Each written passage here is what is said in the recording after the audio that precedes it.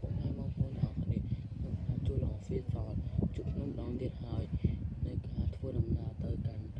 ប្រាសាទអង្គរវត្តមកនឹងចូលចាប់បានលេងការរបស់យើងជួយបងប្អូនទាំងអស់គ្នាជួយចុច copy link ជួយឲ្យមេដៃខ្ញុំអ្នកមួយដើម្បីឲ្យខ្ញុំកម្លាំងចិត្តធ្វើវីដេអូបន្តអ្នកទាំងអស់គ្នាបានទស្សនា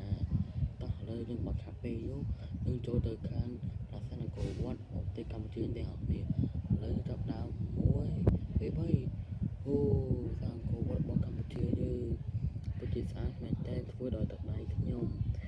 នេះជាកូនខ្មែរសូមជួយចិត្តមេដៃខ្ញុំអ្នកមួយផងវ៉ាវបងប្អូនឥឡូវយើងចាប់ដើមចូលទៅខាងក្នុងដើម្បីទស្សនាប្រាសាទរបស់យើងតោះចាប់ដើមឥឡូវចាប់ដើមចូលទៅខាងក្នុងទាំងអស់គ្នាដើម្បីទៅទស្សនាវ៉ាវស្អាតមែនតើមិនសូវចេះធ្វើបានទេបងប្អូននេះកន្លែងដែលយើងថតរូបថតអីបានធ្វើដំណើរបន្តទៀតនេះគឺជាកន្លែងដែលចំណុចកណ្ដាលរបស់ប្រាសាទអង្គរវត្តយើងហើយយើងធ្វើដំណើរបន្តទៀត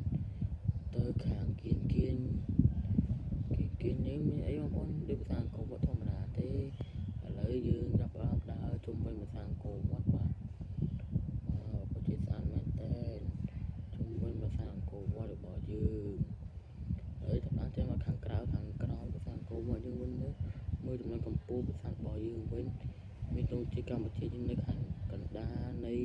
កម្ពស់ប្រាសាទអង្គរវត្តឥឡូវយើងចាប់ដើមមើលពីលើវិញបាទ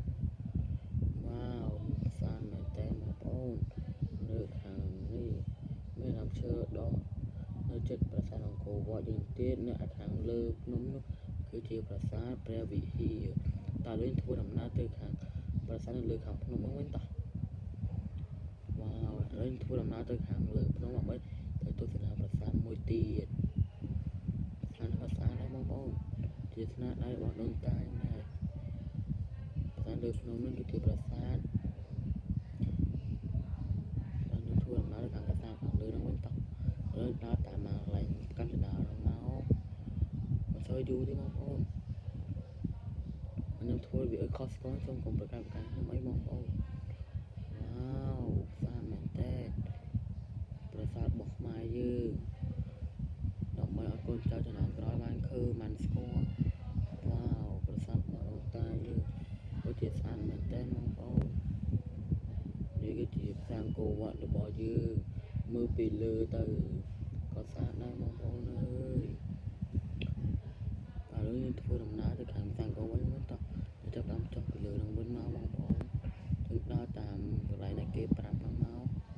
ហើយចាប់ដើមធ្វើដំណើរចុះមកវិញបងប្អូន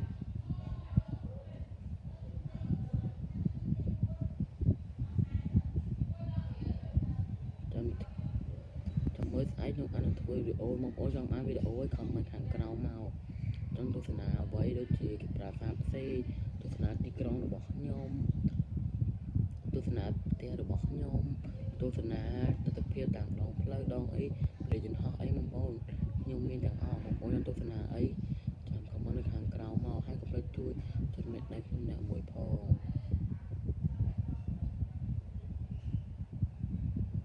ចាប់ដើមមើលអង្គរវត្តវិញមកវ៉ាវស្អាតមែនតើមើលពីចំហៀងទៅបងប្អូនក៏ស្អាតដែរស្អាតអង្គរវត្តរបស់យើងហើយនេះគឺជាប្រជាជនខ្ញុំបងប្អូនគាត់ក៏បានមកទស្សនាប្រាសាទអង្គរវត្តដែរប្រាសាទអង្គរវត្តនេះមិនសូវដូចប៉ុន្មានទេបងប្អូនតែ50%ទេស្អីខ្ញុំទៅធ្វើវាហើយ